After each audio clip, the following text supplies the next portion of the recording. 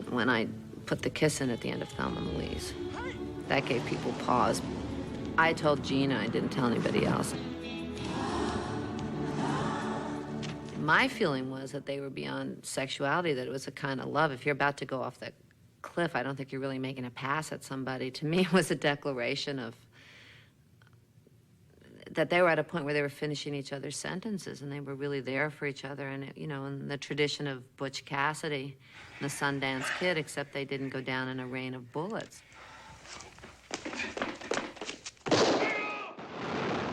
Wouldn't that have been great if Butch and well, then they would have had more reason to shoot them, I suppose, if the Butch and Sundance Kid had kissed at the end. But they did what what guys do in movies. Instead, they got their guns out because they couldn't get their dicks out. They got their guns out and they went down with their guns. So that's what boys do. Butch. Do you ever wonder if I'd met you first, we'd been the ones to get involved? Well, we are involved together, don't you know that? I mean, you are riding on my bicycle. In some Arabian countries, that's the same as being married.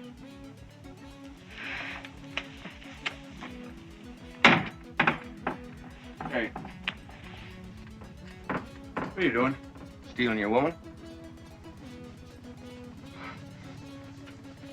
Take her. Take her. Boy, you're a romantic bastard, I'll give you that.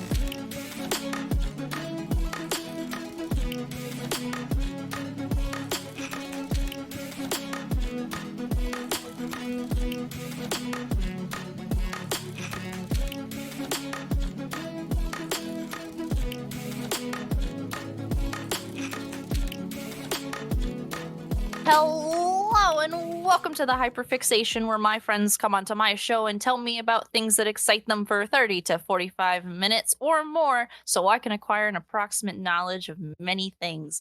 My name is Roma. I use the they and them pronouns, and today I'm joined by Lou. Hi everyone, I'm Lou and I use they, he pronouns. Hell yeah.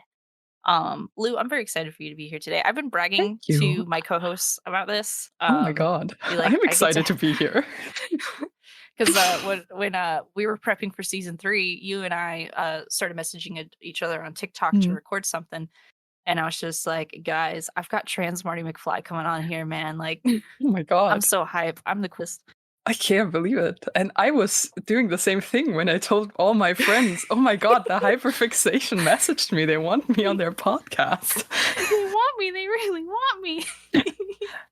And so, but you didn't tell me what you were talking. You're going to info dump on me about. So I was just guessing. I was like, it's probably science. Nope. That would track. Nope. Which is totally valid. I loved that curveball, and I'm like, hell yeah. So I'm wondering if I should withhold what the topic is for a second. No, I'm going to tell them. So I mean, they might have guessed from the intro, you know? Oh, you're right. You're right. So we're talking about Butch Cassidy today. Yeah, we are. But before we really dig into the Butch Cassidy history and excitement and movies, I want to ask you a few questions. Yeah. To get started. So, we have mentioned already that you have a TikTok, and you have a pretty decently sized TikTok for that matter. Thank you. So do you want to plug that and talk a little bit about the content you do? Yeah, so my TikTok is the little prinks. That is one word, the little, and then PRINX, which is the gender neutral term for, prince or princess. I didn't know. Yeah. I love it. It's so fun. Yes, and it is. Oh my goodness. I basically talk about all my hyperfixations on there, but mainly sort of science and Mars rovers and space. That's a big passion of mine, and I found that TikTok is a great place for me to just info dump. Absolutely. I completely agree. I think that's why I gravitated towards it so much, especially for content for the podcast. I was like, I feel like that's just a great place to just drop knowledge. Yeah. Honestly. But I am curious, did you come up with the nickname Trans Marty McFly, or was that bestowed upon you? I must know, because it's so great. Sort of a mix. I mean, I love Marty McFly, one of my favorite characters, and I'm a big advocate for the trans Marty McFly theory, and that just sort of became, for, friends of mine, a thing that they knew me by, that they refer to me as, and followers online would consider me like a trans version of Marty McFly. And that just sort of became like a nickname then. And I kept it this whole time. I could have put my actual name in there, but I was like, no, I'm attached to it now. I'm keeping it. Oh my goodness, because you should just, it's an audio format, so you couldn't see my face, but I did not know that there was a theory that Marty McFly is trans, and I love to hear it, and I need to research into this more later on. Next episode, next time, I'll talk about trans Marty. Hell yeah. Yes, so you got the Tickety Talks, and we met on the Tickety Talks, but we're here to talk about Butch Cassidy. So I'm curious as to where this hyperfixation started for you. Like, did it start last 2 weeks ago? Did it start 2 years ago? Was it a childhood moment where you looked up at the screen and went, oh, hell yeah, that's it? So it did start a couple of years ago. I don't know if it was 2 or 3. I don't know. But I watched the movie Butch Cassidy and the Sundance Kid, starring Robert Redford and Paul Newman. And I was immediately in love with this movie. It's one of my favorite movies. I highly recommend it. I think it's one of the best movies ever made. And, I'm a bit of I'm a huge Western fan. Like, growing up, I was so into this stuff. I always said when I was little, like, I'm going to grow up to be Lucky Luke. Like, I was so huge on that stuff. So it's just natural that I would watch a Western like Butch Cassidy and the Sundance Kid and get obsessed with the movie. Absolutely. But I think the main thing that like ended up with me like researching a lot was that the movie has hella queer vibes. Yes. Yes, it was made in 1969. If you don't know, Paul Newman is sort of known to have been queer in his time, so that was already like a good start even before watching the movie, knowing this about the actor. But the movie is incredible with it because it feels like it shouldn't have been so obvious when they made it at the time, and they probably didn't even intend for it to be obvious. But when you watch it now, it's like, oh, this is like, there's something happening here, because it's about these two guys, Butch and Sundance, and also Sundance's wife, who's not really married, who in the movie is called Etta, and the three of them are 100% a throuple. Like, this is a relationship with three people, and they can't say it explicitly, but you can tell that that's sort of the vibe they wanted to bring across. It's incredible. I love this. I love this queer polyamorous representation in 1969 Western. Yeah, it's That's incredible. The movie is written by William Goldman, who you might know from The Princess Bride. He's an incredible movie writer. And that is, the whole script, every time, every scene, I was like, wow, oh my God, I can't believe they did that. It's just incredible. And the queer vibes are absolutely stellar. And that is the reason I ended up Googling, like, okay, Butch Cassidy bisexual, like, was that a thing, or did they make that up for the movie? And it turns out that was a thing. Is it canon? Please tell me it's canon. It's real life canon. That's so. I did not know that it was the same director as Princess Bride, and once you told me that, it all clicked. I was like, oh, that makes complete sense. Yeah, he's incredible. He tells good stories. Oh, hell yeah. I was wondering, like, is this just a story, or how much of that is real? How much of the queer vibes were just an accident, or possibly real? Mm-hmm.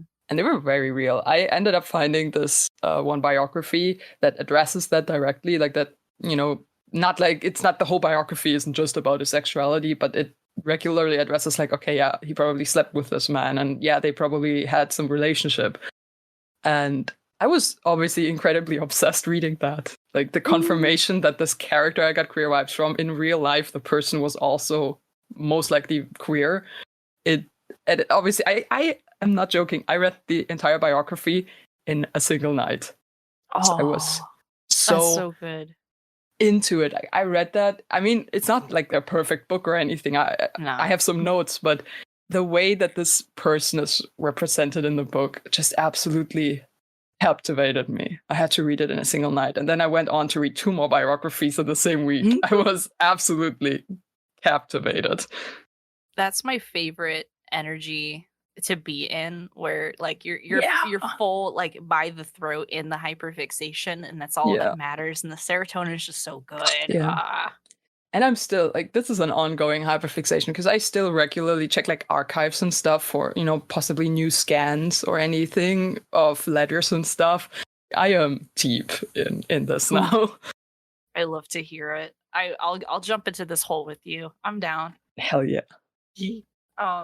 So you very clearly have a lot of knowledge and experience and research into this topic, but I unfortunately did not know any of this until now, and so I'm very excited to learn more because like I do like history. I've watched a lot of like drunk history on I think it's Comedy Central. Like I do love to absorb chunks of history.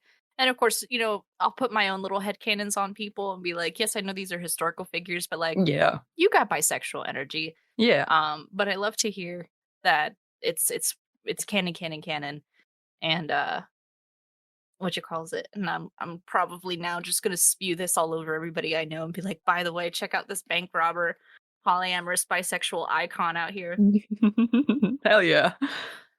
I feel like we're at a good spot. I feel like I can turn on the timer to get started unless there's anything else that you'd like to talk about or plug before we begin. Nope. I can get started. Hell yeah. So let me pull out that timer. That I'm gonna ignore it anyway. That's fine. It's moral support. Is more exactly.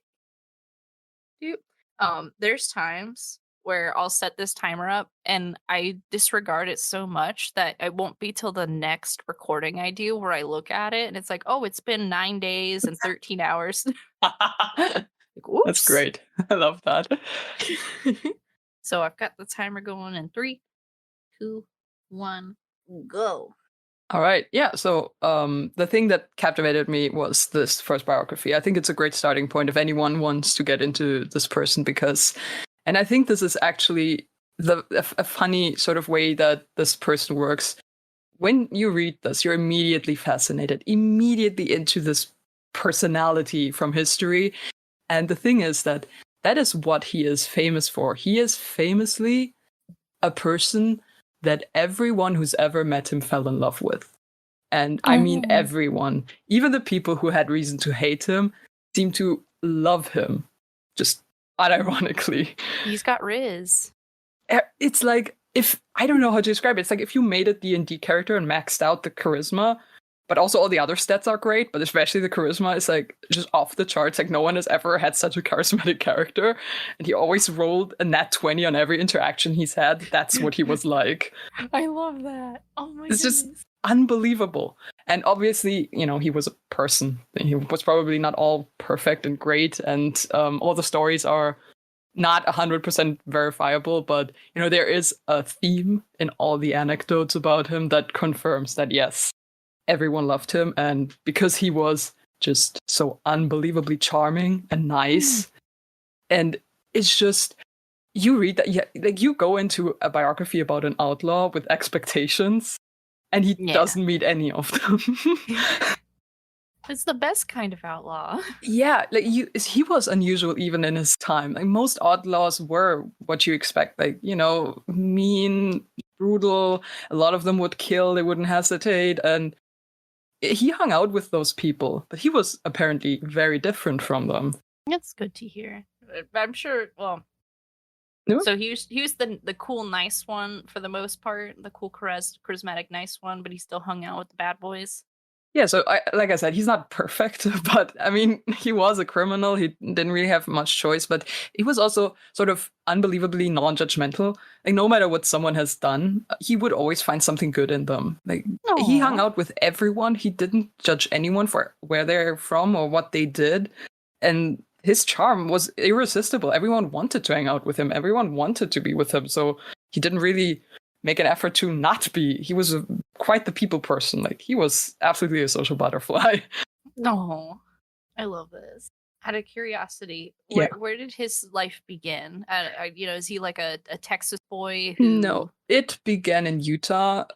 So you might guess now, yes, he was from a Mormon family, but sort of a weird Mormon family because they weren't really Mormon. They were more Mormon by circumstance, by family history.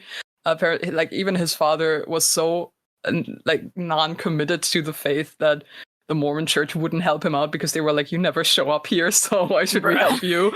So that was sort of the vibe religiously. And when I mean, spoiler alert, I guess, but later when he was in prison, he put as religion down nothing. So not a religious man at all.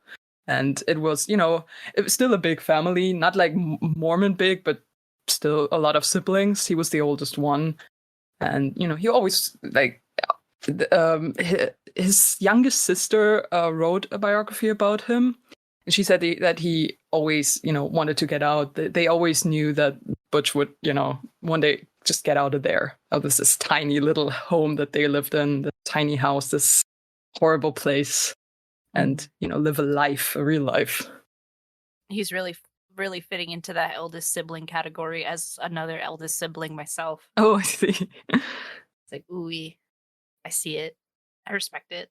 So yeah, he started, life very humble, but he never really seemed to have wanted to get like a legitimate job or some kind of career. Like, he was very quick to get involved in, petty crimes at the time, I guess, sort of the usual, the cattle stealing and stuff like that. But what is also extremely fascinating about him, he had a very strict moral code, extremely strict, that he adhered to. So he would never kill. He would try not to hurt people. He would only take from rich people or companies, the people who have it. It's like an unbelievable theme in his life that I don't think any other outlaw, would have followed the way he did. That's some Robin Hood energy. Yeah, I mean, I'm not saying he was a Robin Hood. He did not like take the money and give it to the poor or anything, but like, he would go out into the community and like pay for drinks and spend his money on everything that people, did and made around at the time. Women too, obviously. All of the outlaws were like that, but he like famously didn't want to take or hurt from just normal people. I do have, I think I marked it, one quote where when they robbed a train, like way after, he was like deep in the criminal stuff. When they robbed the train, he stood next to a passenger who looked at his watch, and the passenger was like, "Oh, I suppose you're gonna want to take my watch too now, huh?" And he allegedly said, "No, we don't want anything from laboring men or the passengers. We only want what the company has got. They have plenty." He was a bit of a communist in that respect. Hey, redistribute the wealth. Let's go. I mean, mostly to himself, but he would weirdly always be out of money, even though they often got like really good deals out of their robberies, but probably just spend it all on everything that you could spend it on, including gambling. But in a way, he did give the money to the poor, to the communities, by just spending it all. Yeah, I mean, I can see, I'm going to pay you for your goods and services, and then now you've got the cash, and then I'll go do another robbery. It's fine. Yeah, pretty much. Like, it was always an up and down. Like, they would rob something, they would have money for a while, then he would lay low for a while, just start, doing normal cowboy work, working at ranches and farms before preparing for the next thing. It was always, he always went from like absolute riches and the high life to the absolute low life, the things that you would think no one would want to do. But it was just kind of part of his life. It always went into these ups and downs. That's so cool. Oh my goodness. I have such respect for this guy already. Yeah, and everyone did, to an absurd degree. So he was sort of the kind of person who would always, again, his moral code, he would always keep his promises. And like, he took that to like a level that you don't expect. So there are multiple anecdotes of him like getting caught and getting arrested or, held somewhere. And every single time he would just say, "Hey, you don't have to shackle me. I don't need the handcuffs. I promise I won't run away." Now, if you were a lawman, what would you do in this situation? Probably not take off the handcuffs, right? Except that they did. Butch Cassidy, if he asked you, "Hey, don't shackle me, I won't run away," they took them off, and he didn't. He wouldn't run away. He promised not to, so he didn't. It was absolutely insane. And so unbelievable that his charisma actually was so strong that the people were like, yeah, well, I mean, he said he won't, so all right, I'll do it. Even when he was sent to prison, like there was this convoy of multiple prisoners with, their escorts. When they arrived at like the stage where they were supposed to be handed over to a different escort, the guy who was supposed to, accept them looked at this group of prisoners and was like, why the hell is this guy not in shackles? They're prisoners. We're sending them to prison right now. And the guy on the horse was like, I don't know. He said he wouldn't. He wouldn't run, and he didn't run. He's here, isn't he? There's an unbelievable thing to imagine. Like he could just say that and promised it, and he kept those promises. Like he fully believed if he was arrested, he didn't have to be held by force. He accepted it. If someone caught him, he was like, all right, you got me. Yeah, that's it. I'm here now. He called it honor among thieves, which I like. Oh, hell yeah. This guy's got... I love this. Yep, I feel the charisma. Right. I'm swooning. You can imagine what he must have been like for people to react to him like that, to be like that. And even like when he was followed by a posse for stealing some horses once, a guy in this posse was part of it, mainly because he hoped that maybe he can get him to work for him again. He was like, yeah, sure, he should answer for his crimes, but also he was such a great farmhand. I want him back. Can you sentence to be working on my farm again? Because he'll do it. It'll be fine. Really, like people were desperate to keep him in their life. Like they gifted him horses and everything. Like sometimes he would steal, but most people would only have good things to say. Like everyone who's ever been interviewed about him had only like good things to say about what a great and nice and hardworking and talented and charming man he was. You would think, someone out there must have hated him, but it was pretty across the board. Most people loved him, adored him, had only good things to say about him. Apparently, he would always have candy for kids when he went into town. Like, they would just be all around him and be like, here, I've got some candy for you. Like, oh my goodness. Unbelievable. I'm shook. What a good bean. Yeah, in a way, like, deep down, he was like a genuinely good person, I think. At least he wanted to be. Like, of course, he was in this life with all of these terrible people, but he never let that like spoil him, I guess. Like he had his beliefs and his convictions, and he stuck to them, and it's truly impressive and remarkable. Even when things got really bad and everything, he would always be this person that everyone adored and loved. I'm wondering if I wonder what his motivations were to make this decision to get into like the sort of heist criminal lifestyle, because if he's got all these strong morals and he, obviously he doesn't want to take from the poor, he wants to take from the people who have enough. What if he had another option? Because I'm assuming in the late 1800s, would he have had any other option to like do good for his community other to then just rip it out of the hands of the wealthy? You know what I mean? Like, yeah, I mean, we don't really know why. Politician or yeah, I mean, he probably wouldn't have wanted to be. He probably didn't have a lot of respect for them. I would assume, but I mean, I guess it's sort of like a Robin Hood thing, right? Like this is the best way he can imagine spending his time, because it's the freedom of it, right? Like he's technically free to do what he wants if he just, sometimes works on farms and other times robs banks. Like this is the life is on his own terms. He doesn't have to work for anybody, and nobody tells him what to do, really. And he can go where he wants and live the life he wants. And I think maybe that was at the core the reason he did it. He seemed to be like this huge idealist in a way, and life was not great for idealists at the time. Yeah, true. Man, that's maybe I was just born in the wrong era. Maybe I should have been born a Western criminal. That would have been cool. I don't think it would be. I mean, honestly, the life doesn't sound fun, but I do see the appeal. The romanticism. Even in his life, it's like it feels so romantic, so unbelievable. It feels like a movie, and it's his actual life. The actual movie, Butch, Cassidy and the Sundance Kid, feels more realistic than his real life. That is how unbelievable of a person he was. And like the promises, again, I just remembered this anecdote. where they were, they usually lived on some ranch of someone when they were looking for places, and they were planning on robbing this one bank in this one town, and they stayed at this ranch, and they had this son, like a teenage son or younger, would always come down with his horse, and he would always race Butch on their horse, because Butch Cassidy was a huge horse girl. No.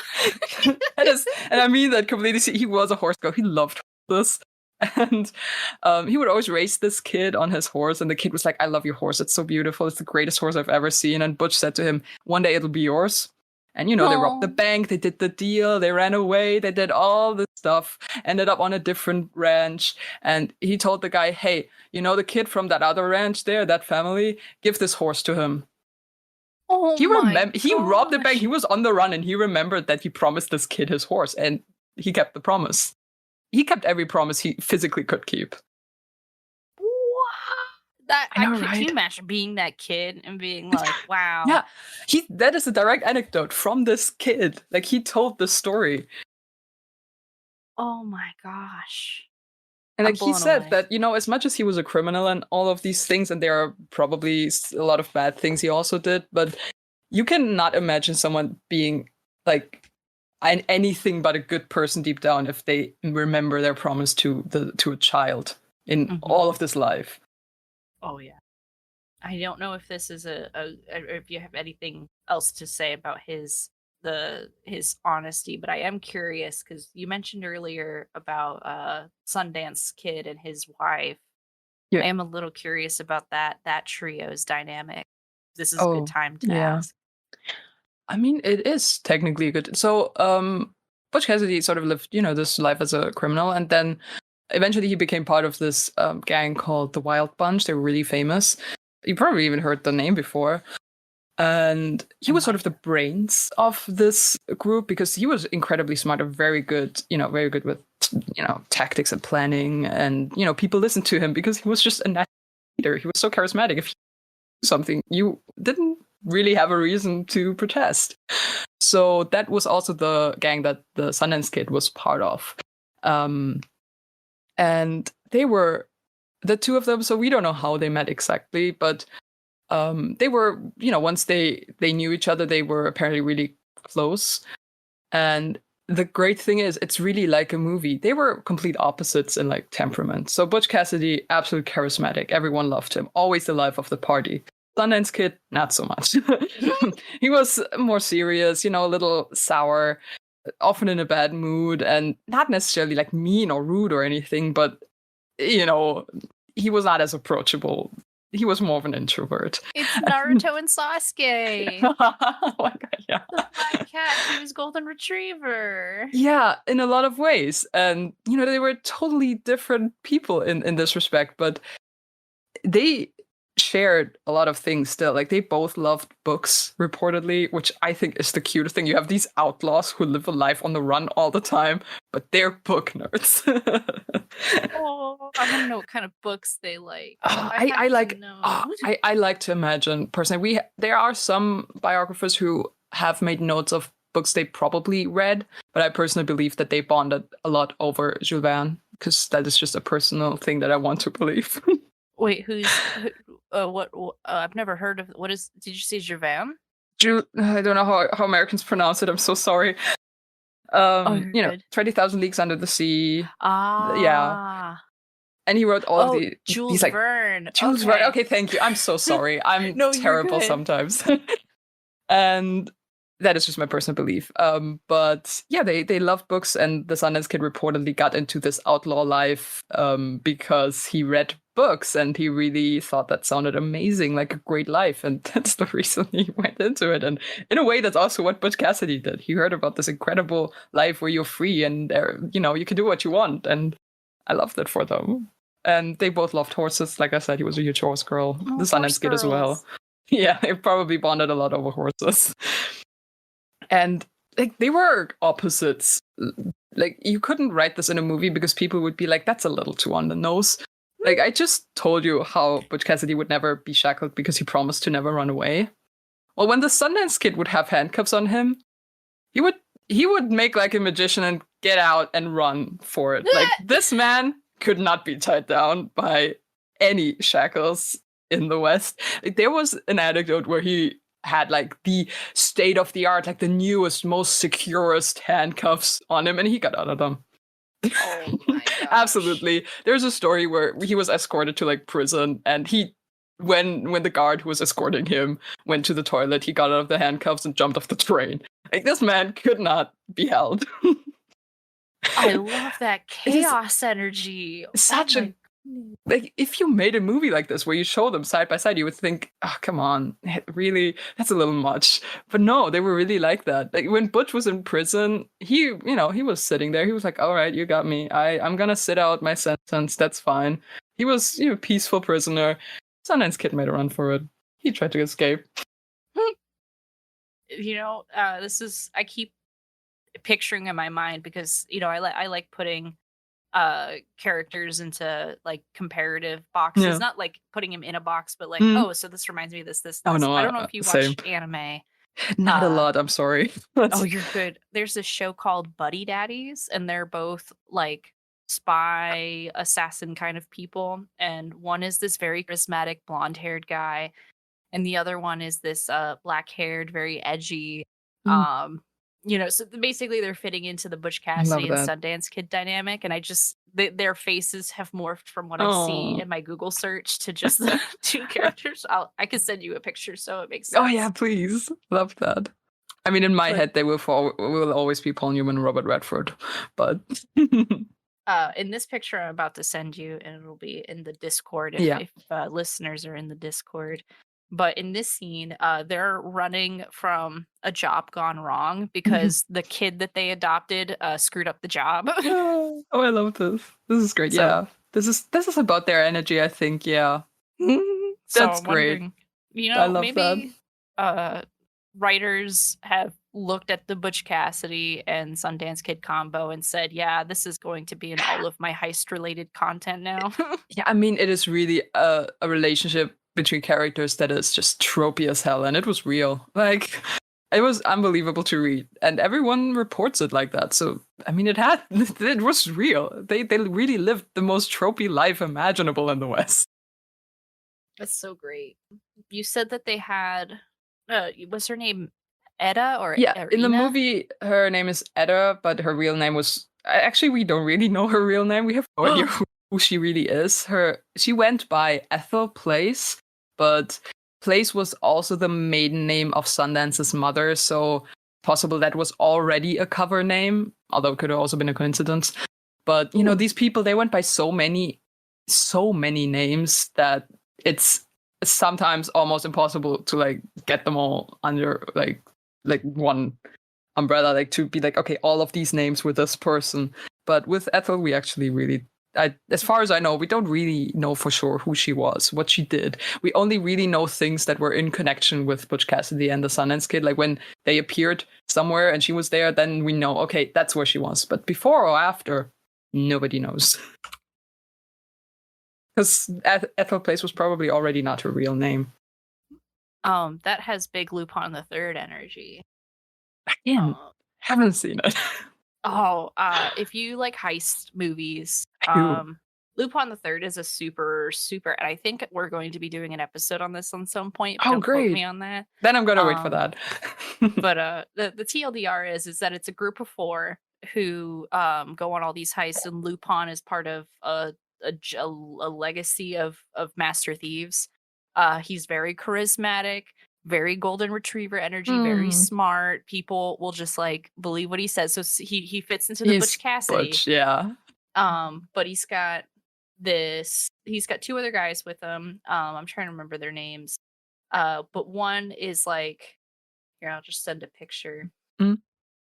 Okay, so the guy in the black on the left, that's Jigen. So he's got big Western, very good at shooting weapons. Oh, yeah. He's just a very great sharpshooter. He's like the left-hand man for Lupin. And then the guy on the right in the white, that's Goemon. He's pretty much like a dude from a line of great samurais who is, even though in the modern time, he's still just a samurai guy and does not understand technology.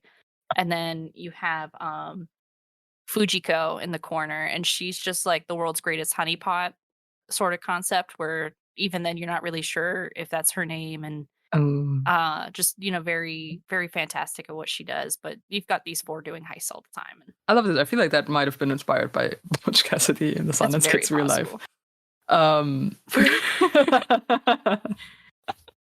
Yeah, Listeners actually, at home, yeah, explain it, because otherwise my comment would be out of nowhere. Theo from the first episode of season 2 has put in the chat Butch Cassidy versus Femme Cassidy, and I wasn't prepared. That's so funny. Yeah, actually, I want to, before I go on with the Sundance Kid, go back to where Butch Cassidy's name comes from, because his real name is not Butch Cassidy or anything like that. His real name is Robert Leroy or Leroy Parker. And, like all outlaws, he eventually adopted multiple names and went by a bunch of different names. Eventually, Butch became one of his names. But Cassidy has a backstory that I think you're going to love. Ooh. Because when he was a young man, and still, with his family, he and his mother went to work on this ranch, because this family, they didn't have a lot of money. Everyone had to work as much as they could. So, the two of them, his mom and him, went to work on this farm or ranch. And there came into his life another young man by the name of Mike Cassidy. Oh? And you're probably already going on the right track with your thoughts that, yes, this is where he got his name from, because there is good reason to believe that the two of them were probably quite in love at the time they worked there together. Even his mother said some very suggestive things about their relationship. So it seems highly likely that this was sort of Butch's first, big love, first experience with love, most likely. Aww. And, Butch was already, involved with, smaller crime, this, like I said, the usual cowboy stuff. But Mike was, a little more into this life already. And allegedly, when he left to, join whatever, we don't know where he went afterwards. But when he left, allegedly, he said to Butch Cassidy, who asked, back then not called Butch Cassidy, just Bob, probably, who asked, to come. He said to him, "You're too good for where I'm going, kid." Which is wild. And the incredible thing is that I believe that Mike Cassidy really already saw in Butch what everyone else throughout his life saw in him, this deep goodness. I believe that Mike Cassidy looked at him and was like, no, this kid cannot live the outlaw life. He's too good for this. He has to do something legit. He has to do something that, that makes him happy. He's not a bad guy. And in a way, he was correct. But in an incredible twist of fate, nobody knows what happened to Mike Cassidy. But Butch Cassidy is one of the most famous outlaws ever. So he left saying that, my life of outlaw living is not for you. You're too good for it. And, eventually Butch became the one who was the outlaw and under his name. And it very much has the vibe of, I took his name. You take a name in a marriage. That is absolutely the vibe to me. Why would he pick the name of this random guy he worked with on a farm when he was young? If not because he's still so deeply, he still remembers him so fondly and still loves him. It has such huge romantic vibes to me. So Mike Cassidy disappears into the ether to do more crime. Yeah, pretty much, leaves him, I'm assuming he left Butch Cassidy behind. So he goes, actually, I'm going to make you proud, almost and out of spite. And so it's I don't know if it was of, out of spite, but I always like to imagine that it was sort of a message hey, I get why you left. I was very young at the time, and I see why you said that, but, I forgive you. I still have your name because I still care about you. It's okay. Wherever you are there, I'm Butch Cassidy now. I have your name now. I married you in my mind. I like to think of it that way. He was a hopeless romantic, I think. In many ways, I can tell that he was a bit of a hopeless romantic, and I like to believe that already started there when he decided one day when he was, asked, hey, what's your name? And he decided, Cassidy. It's Butch Cassidy. He decided that would be his name now. That is so wonderful. And now romance novels are on the shelf of my fictional canon of things that Butch Cassidy reads. Yeah, probably. I mean, he loved books. He probably loved romance books as well. He was most likely very romantic for despite this life and despite not having any sort of steady relationships. Like I said earlier, that the biography addresses sort of the topic of his sexuality, and it goes into like how this as a lot of people know now, that cowboys were usually kind of involved with each other in some way, but it was this like you wouldn't talk about it, but everyone kind of knew that out there, it's just often just two guys, stuff happens, and maybe some of them were genuinely in love. Nobody would like say it out loud, but we just know that was known and kind of accepted in a way, as long as you didn't talk about it. And he definitely fell into this category. Like, there are people who kind of boasted about having slept with him, like men who were like, yeah, I shared a bed with Butch Cassidy, Like, That's that's the effect he had on people. Like, people would openly talk about it just because it was him, It wouldn't have otherwise. It was shunned, but him. And, even at the time, he would have probably raised some suspicion, never going steady with any women. He had, a woman he slept with here or there, but even the outlaws would get married. Even they had wives, and he didn't. He never showed any interest in like going steady, settling down with a woman. He showed interest in settling down in general in his life, but not the marrying type. So it's likely that even at the time, people were like a little, the Butch is a little different. Yeah. Oh my goodness. This I love this boy. Good bean. And I think that is a good segue to, back to the Sundance Kid and Ethel, who, there were many people in Butch's life who were really important to him, whose names really deserve, to be put next to his. Like, Elsie Lay was a person he worked with a lot, who he did a lot of stories with, who was part of the Wild Bunch. Some people even say that the Sundance Kid in the movie was inspired by both the Sundance Kid and that guy, because, they were really close. But the thing is, none of these people are the people he ran away with. He ran away with the Sundance Kid and Ethel. No. And it is truly an unbelievable story. So, after crime after crime after crime, trying to settle down, trying to make deals that maybe, hey, if I do this for the government, can they, forget about wanting to arrest me? Is that a thing we can do? He tried everything. But, eventually they realized this isn't going good. We gotta run. We can't stay here. And the three people, remember, it's just this allegedly married but not really married couple and this guy. Oh my goodness. They decided to run away from the United States to Argentina, to go straight there, to settle down there, essentially. So Argentina? Argentina, because that was far away. And it was sort of, at the time, it was like this novel place. Like, people, you thought that Argentina was like the next big thing. Like, that's the country where stuff's happening. And it also had a similar climate to this Western United States sort of climate. So it was sort of recommended, like, hey, if you want to get out of Argentina is a good place to start a ranch, like you do in America. And, far away from American law. So that sounds good. And what I love, there's this wonderful montage in the movie, if anyone watched it already, where the three of them, on their way to Argentina, they'd make a stop in New York first. And this is absolutely a ridiculously adorable montage in the movie, just with pictures of them just having the greatest time in the world in New York, just hanging out in all of these expensive places and seeing all of these wonderful things. And that is real. Really did spend a couple of weeks having fun in New York.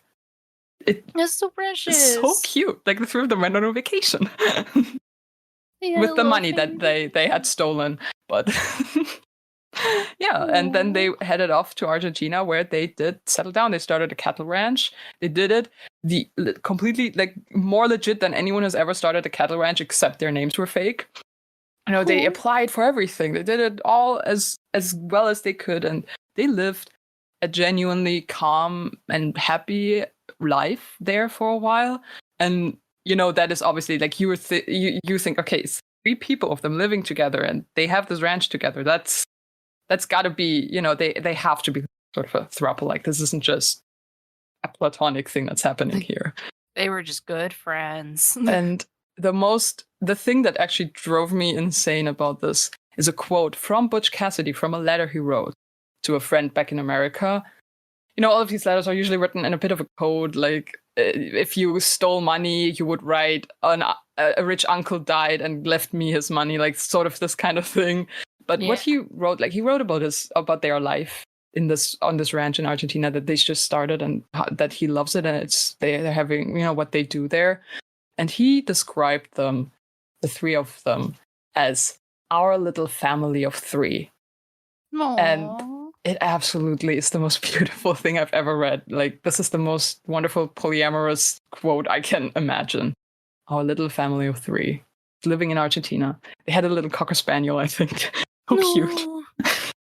And little baby. They ran this farm legit. Like, the people around them, like everyone that they knew who lived around, only had good things to say about them again. Like, they said, respectable people, always polite, always well dressed, always, very, their house was beautiful, immaculate. They would always sit there in the evening and read, and they were great hosts and also amazing, like, ranchers. They were sharpshooters. They were talented at everything. People, a lot of Americans came to Argentina and failed to do anything there because they weren't used to sort of, everything, all, like the landscape and the animals, but they were just naturally good at it. And even Ethel was a really impressive person. We don't know anything about her, but what we do know is that she really attracted a lot of attention. She was apparently very attractive, very beautiful, a little bit like Butch in the way that people just really fell in love with her right away. Allegedly, she almost always wore men's clothes, which was very unusual. She was also a sharpshooter, so there's some wonderful gender stuff going on there too. Just the 3 of them had the most queer vibes imaginable, and they lived in this little farm in Argentina for a while. Just this queer throuple that everyone loved because they were so polite and nice. This is goals. This is life goals. And this is beautiful, and I wish that it had ended there, but unfortunately it didn't. Unfortunately, it went very bad very quickly. Because they were still being chased technically. So in America, people weren't happy about what they did. They wanted them to answer. Like, they wanted them to come back and go to jail or something, or be publicly executed or something. Like, they can't just run away. So that is sort of, I guess, the downside of how charismatic Butch was. It was that the people who wanted to catch him, they wouldn't just completely give up. So they sort of animated the local, the authorities, like, hey, so there's 3 Americans living in your country who are the worst criminals imaginable. Like, they did unspeakable crimes. They would always exaggerate so that people would be like, oh, okay, I listen to you. And they were like, if anything happens in your country, if anyone robs a bank, it's them. You have to get them. Put out a warrant for them. And so, unfortunately, some Americans robbed the bank. It wasn't them, but some Americans did. Probably they were even friends of them because, at the time, Americans would find each other, even then, in these places. But they weren't involved in the robbery. They wanted genuinely to go straight. They wanted to settle down and live a normal life. But because it was Americans who robbed the bank, immediately the search went out for Butch and Sundance, who were the main suspects, despite not being involved. And that is, to me, the saddest thing. Their life was essentially ended eventually because of something they didn't even do. Like, they did so many things. They committed so many crimes. And the one thing that, like, pulled them out of their possible happy ending was something they didn't even do, because the Americans were so crazy about catching them that they were just like, hey, whatever happens, it's them. Get them. You have to catch them. Even though they didn't do anything. Like, people were reluctant about it. The local sheriff, or whatever it was called, of the area they were living at, liked them so much that he told them, hey, they're looking for you. Get out of here. I'm going to look the other way. You guys get out of here. I have no reason to support this chase for you. And he lost his job for it. He lost his job for looking the other way while they, sold their stuff and left. Aww. Again, people loved them. So, but unfortunately, the authorities believed the Americans that these are like the terrible criminals that they have to get. So now they live the life on the run again. And that was sort of, they said to friends of theirs that, you know, they really thought that maybe they could settle down, but they now realize that they will never be able to get out of this life. So they might as well just go back into it. Like, they can't settle down. They tried it. It doesn't work. So, you know, if they're already on the run, they might as well just go back full into this life. And there was some back and forth. Like, they ran away to, I believe, Chile for a while, and then came back to Argentina to rob a bank, with giving them a good reason to chase them now. And, you know, split up again. Eventually, Ethel left the two of them. We don't know what happened, if she died, if she went back to America. Nobody knows. Again, incredible woman. No one knows what happened to her. But you know, Butch and Sundance eventually came together again in Bolivia. And so they were just running all over Southern America. And in Bolivia, they planned to heist, they planned to rob a bank, didn't really work out. Like, tensions were already high. They were being chased. People looked for them. People knew about them. There were like posters for them everywhere. Like, most authorities would recognize them probably. So they knew it wasn't like ideal, but, you know, they kept moving. And eventually they robbed this, like, it wasn't even like an impressive thing. Like, they just robbed, what are they called? Like a payroll transport of some company, like people who put the money on mules and walk down the mountain kind of deal, you know? And Okay. the funny thing is, the people who were robbed tell the story that they were extremely nice. Like, they were so polite about it and so cordial. Like, they always were when they robbed someone. Like, they didn't hurt people. They didn't kill people. They were very nice. They were like, hey, don't worry. Hey, it's all good. Don't worry. Hey, wonderful mule you got there. Can I have that? Like, they were just... Like, the last thing they stole, even then, they were still the nicest thieves imaginable. Even then, they were polite and didn't hurt anyone. And it feels so unfair that is what eventually got them, because, you know, they left, they ran with the money and the mules, ended up in some city in Bolivia, San Vicente, I think it was, where, you know, they tried to take a break. They rented a room. And there was only one room left because all the other rooms were occupied by police and soldiers already, who were already looking for them. So they were just surrounded by people who would recognize them, and people recognized the mule with, like, that it was the stolen one from the people that were robbed during their transport. And in the movie, they have this really cool death, kind of like they have this badass shootout and they quip till the last second. And it's really, it's like sad. It is a sad ending, but the movie, at least, it's kind of cool. In real life, it was extremely sad. Like, they didn't realize that they were already surrounded by the people who were looking for them. And I mean, I'm gonna give a little bit of a warning. Like, it's not pretty. Like, there's, you know, gun violence and suicide. Yeah. It's not great for anyone who doesn't want to hear it. But they were sitting in their hotel room trying to take a break there. And someone, you know, they saw them. They knew, everyone, like, around already knew they're in this. They saw them sitting there, started shooting, and they were heavily injured in the shootout. And eventually, and this is the saddest thing, the saddest ending you can imagine for these people when you remember, like, what lives they lived, what incredible people they were in a way, in their own way. Apparently, what reportedly happened, because we're not 100% sure that the authorities there were no forensics. This is just what they said. We don't know where they are buried, so we have no way of checking if it's true. But allegedly, what they found was Sundance with, you know, wounds from the shootout, but also one gunshot wound in the head, and Butch the same way, a gunshot wound to the head, self-inflicted. So apparently, in an attempt to not get killed by, you know, the law, they were like, hey, if we're going out on our own terms. So probably Sundance couldn't move anymore. I mean, they were heavily injured. So Butch, you know, gave him the final shot and then shot himself. And it's such an absolutely depressing way to think about these men going out. The only person he's ever killed Yeah. was his own lover. Oh my god. Yeah. It is. When I read that for the first time, I was sobbing. I was just crying so long, and My it still makes heart. me tear up. And it's so sad because if you imagine, and honestly, Charles Learson writes it so in a way that really got me. The way he phrases it really got to me. But maybe Butch probably already wounded someone fatally during the shootout. Someone probably died because of him already. But I mean, it was a shootout.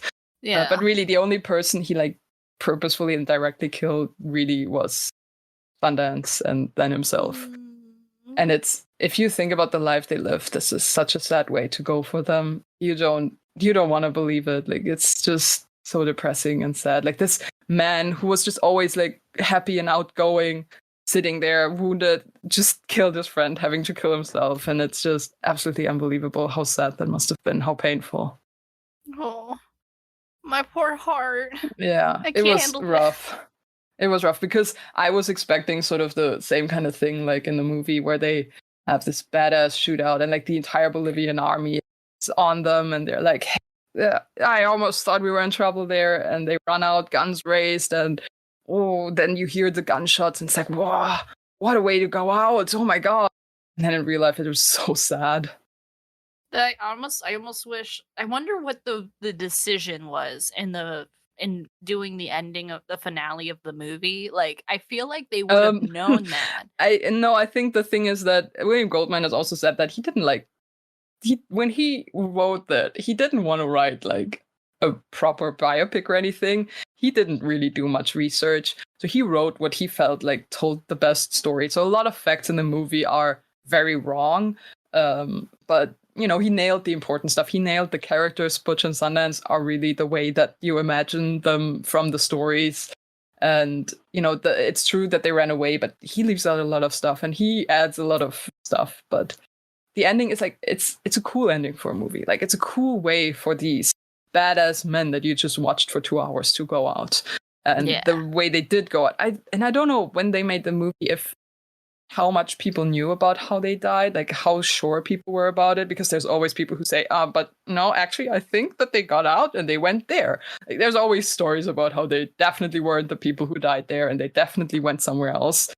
Yeah. But I guess William Goldman just didn't really care much about how they really died. And even if he knew, which I'm not sure, he probably wouldn't want to tell that story because that's not a great way to end your Hollywood blockbuster. So it is such a punch in the gut when you watch this movie and then read the real version. Yeah. Because it's already sad in the movie. But it's so much sadder in real life. We should really I want to have a petition now or a call to action of hey, somebody just real quick, please make the queer polyamorous movie of the century. Oh my god, I want to so bad. I have a Butch Cassidy biopic in my head that's canonically queer and everything and talk and shows how in love he was with Mike Cassidy and how he decides to take his name and everything. I have this ready and loaded in my head. This biography is real in my head. This biopic, I want it so bad. Yeah, there are some adaptations planned out there. Allegedly someone got the rights to adapt this biography into a show, I think, but I haven't heard from that in a while. But I really, really hope that it's good and queer and not weird, because it's so easy to make these people represent them really weird, and they're really near and dear to my heart the way that I've constructed them. Yeah. I mean, honestly, I'm glad to hear at least that it's going to be a TV show, because that gives you a lot more time to flesh everything out. But again, I don't know if that's still happening. That was announced a while ago. I have not checked back on it. We'll look into it. We'll find out. But oh my goodness, I'm so blown away right now because of course, like I said, I didn't know much about anything about Butch Cassidy. And in the beginning, I'm like, oh, we're gonna talk about heists. I love heists, and I mean, the heists are great. The heist stories are great. He was so good at planning, and they were legendary. And then you were like, by the way, it's very gay. And I went, yeah. Yes. I'm still there's this letter that he wrote where he called themselves a little family of three. I'm still trying to track that letter down. I want to see that letter so bad. I want to see it in his own handwriting, but it's just this is why I'm still digging through archives and stuff. I'm still waiting for someone to just upload the scan somewhere during like some sort of inventory they're doing.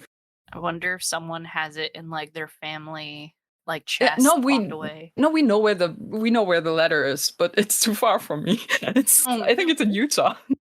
Oh shoot! Well, if I'm ever in Utah, I got you, fam. I mean, I have to look up again where the letter is because I know about like I looked up so many like there are scans of the letter that I know are in some library. And there's a book that allegedly has a scan in it, and that book only exists 5 times in libraries in America. So like it's all over the place.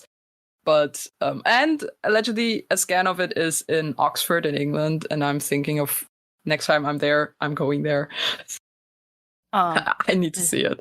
If there's any listeners who has access to this letter, please, if anyone has a letter, wait, which one was it? It's Butch Cassidy's letter to what's her name? Davis was the last name. Hang on, let me look it up. I think it was 1905 to 1902 to Matilda Davis. Letter 1902 to Matilda Davis from Argentina, I believe, about their life branch. Yep, if anyone works at any of the, I don't know, these archives or libraries, just knows that they have the letter scanned somewhere, I need to see it. Please contact me. I'm begging. I need to see it. Yep. I've been tracking it down for years now. I'm not even joking. Would you rather me provide the podcast email and then I can send it to you, or are you comfortable providing a contact, or like should they just send it to you TikTok or something? Because I can just. They can message me on TikTok. That's fine. They can message me on TikTok, or they can email the podcast. Either is fine. The likelihood is very small that anyone happens to know whereabouts of a scan or the actual letter, but I really need to see it in his handwriting.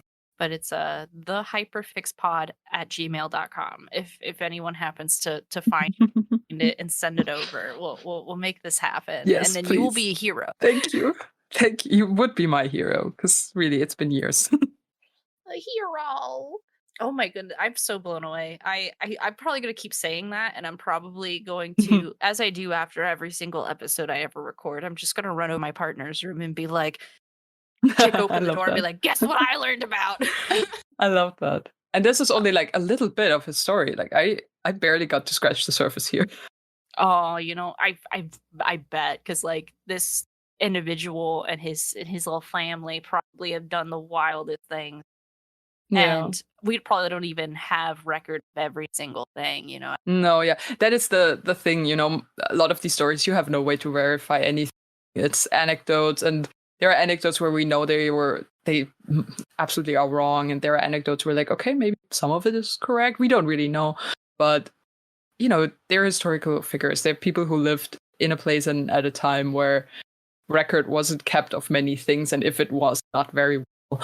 And I think that is part of the thing. You can project into these stories. You can pick and choose what you like to believe. And I think that's what's so beautiful about having favorite historical figures, because, they're complicated. They're human beings. They're like us. But in the end, it's sort of the connection you choose to make with them personally that matters. Yeah. Whew. Oh my goodness. My brain is so at the end of every episode I get this like incredible high from like getting so hype and learning about something, and I'm just sitting here, I'm like, oh, I don't even know how to proceed from here. Like obviously I gotta watch the movie. Oh yeah. I recommend it to everyone, even if they don't if they listen to this story about the man and we're like, okay, I don't really care that much about him. The movie is incredible either way. It's one of my favorite movies. Absolutely. And I'm curious. So you've had this hyperfixation for several years now. Yeah. And you've gotten into the movie, you've done a lot of research. But where do you see this taking you moving forward? Like, is there like content, like, we spoke briefly about the movie or the TV show that may or may not be happening. But like, is this just something that's gonna sit near and dear to your heart, or are you gonna pursue anything deeper with it? No, this is just part of my life. I think, like, the way that some interests just stay with you. Like, I will Yeah. always, if I see something that reminds me of him, always have this like happy feeling inside. And it's just, I will probably reread biographies, maybe read new ones I haven't read yet. And the usual, I will forget half of the things I knew and then have to start over because I already don't remember it. The True. beauty of not having the best memory is you get to experience things again for the first time. But yeah, this is just, part of my life, my interests now forever. I feel that. Um, I respect that. What was it? I was thinking about it the other day. I'm like, it's almost been, in a couple months, it'll be 1 year of this podcast, and I've learned such a great deal of things about Hmm. about all these things, and yet I still feel like I know nothing. Know just what so you mean, much. yeah. I mean, I came here and I reread the biography in preparation so that I wouldn't like say anything like grossly wrong that I misremembered. And I came in and I was like, I don't know if I know enough about him to talk about him. I was texting my friends like, I don't know, I'm taking notes right now, but I don't know what I'm going to like. I don't know if I know things. What if I say only wrong things? Like, I know what you mean. Like you just you feel like you don't know anything, even though you've absorbed all of this beautiful knowledge. Oh yeah. And there's times where I envy people who have so little information yet run with it, and so I'm like, man, if Yeah. only. Oh God, yeah. I mean, I was really nervous. Like, I told my friend, "Hey, you know how I get about accidentally saying something wrong. I can't handle it. I don't know if I should do this." Calm down. It's great. There's a beauty to it because obviously you've done a lot of research, but this also gives a great opportunity for conversation, like, oh, I have this resource on this, and people Yeah. can get into it more. So that's why we got this beautiful little Discord tab Yeah. where we can I jump back didn't and put forth and drop anything in links. there. I was Don't just worry. talking. I think It's always there there. should be at least one picture of the two from the movie because they're beautiful, beautiful men. People need to see them. I'm gonna pull an image from Google. Is it I'm gonna drop it in there. This one's just really edgy. Hell yeah. So Oh, I'm there's a assuming, beautiful picture. Wait, let me see if I can find it of the two of them posing on that. Hang on. so I'm assuming mustache is Butch Cassidy. No, mustache is a Sundance kid. Ah, okay. Butch Cassidy was famously clean shaven for some reason. And then respect one that. day eventually sporting this like small, tiny mustache. He adopted the tiny mustache. Yeah. I love it. I can't find the picture right now where they're posing really wonderfully on set. I only find really, truly bad quality versions of it. Is it this one? Yeah, exactly. I couldn't find a good quality one. They were all cropped. Yeah, beautiful. I love them. These two guys, man, they were something. Oh yeah. I mean, they are probably the reason that this movie had the queer vibes because the two of them had chemistry that was just out of this world. Oh, beautiful. I love the outfits too. Yeah, the vibes are incredible. I mean, I love old movies because they are so like raw, like the costumes and the sets. Like these men were truly crawling through like dirt to film this. Like you don't get movies made like this anymore. Like you watch this and it feels so real and tangible because everything. Like there were so few special effects that you could do. They just had stunt doubles and themselves. They just had human bodies to do it. You had what you had. Ah, man. If I could have been a fly on the wall. Oh my goodness. Is there anything else that you'd like to touch on about our favorite polyamorous trio? I don't know. I just want people to remember them as like this happy little family that tried to settle down. So they really tried and they were really happy, and these charming people that were just very unusual and very special. Absolutely. Oh my goodness. I love them. I'm definitely gonna go watch this movie probably right after this. Oh yeah, it's great. Ah, good beans.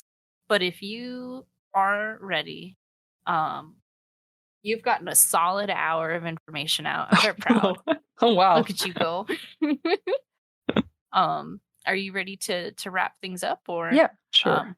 yeah, I like to ask a few times just in case, because sometimes you're like, oh wait, there's this other thing, or I mean, it's I probably don't know. gonna come to me after we wrap it up, but I know myself like that. We've got Discord, so you're always welcome to Yeah. just throw things in there Oh, I where you will. want. And Probably. perfect. But cool beans. Where can people find you on the internet? Yeah, you can find me on TikTok, The Little Prinks, and on Instagram, the same handle. And I also, if people enjoyed listening to me ramble about a hyperfixation, I also have a different podcast with a friend called The Hair and the Whole Vibe, a trend podcast, where we talk about our favorite character from the TV show Ted Lasso. So if that sounds like something you might enjoy, you can also find me there. Hell yeah! You got your links. Is it my turn? It's my turn now. No. We you can find me on the internet at I appreciate your butt at the twitter.com. Oh, that was my question. I had a question. Do you have a Twitter? I technically do, but I don't. I've left Twitter in the event. Valid. Unfortunately, I'm still there. Understandable. At IAPPRECI, the number 8 URBUTT. You can also find me on my personal TikTok at that same @, but I haven't posted there in so long. The Hyperfixations TikTok has become my main area. Thank you to the Moonshot Network for making this podcast possible. You can find the Moonshot Network and many other podcasts this network has to offer at Moonshot Pods on twitter.com. You can also find them on Twitch at Moonshot Network, where they do amazing streams regularly, as well as charity streams like our upcoming Moon Carnival in May. Thank you to Offuscate, that is OFUSKATE, for our intro and outro music. So if you need a podcast intro and outro music of your own, check them out on SoundCloud, Instagram, and Twitter. You can find this podcast as a whole at the Hyperfix Pod at twitter.com, as well as TikTok and Tumblr. This podcast has been edited by our amazing, lovely editor, Kingdom, and you can find them at twitter.com/Tachyon Kingdom. Did you know we have a Patreon? Did you know that you could support your fellow neurospicy co-hosts in their endeavors to learn everything in the world? So they've contacted other neurospicy individuals to info dump on them. You can support them at patreon.com/the Hyperfixation. And for as little as $1 a month, you too can get early access to all these episodes. And you can also get bonus content, extra videos. Like right now, there is an 1.5-hour video about the Exo Sisters out. You didn't even know that, did you? Speaking of patrons, hello, patrons. This is where I will say to the world your beautiful names and thank you for your patronage to our humble little podcast. So thank you to Ver, we love you. Becky Scott Fairley, we love you. And finally, Ken, we love you. Thank you so much. Y'all are the best. That's it. That's all the things. We did it. Oh my god. Amazing. We did it. Wow. Great. Oh, thank you. Thank you. Wow. Okay. Hello. This is Clem Bianchi.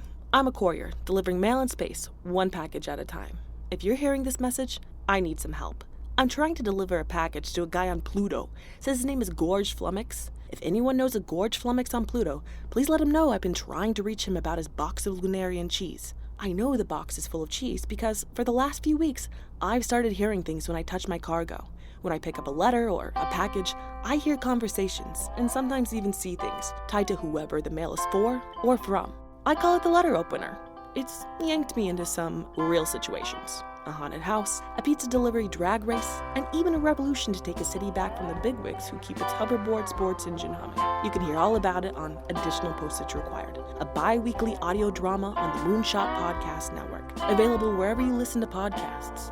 Anyway, if you know Gorge, Please tell him to give me a call. I think his cheese is starting to move around in the box.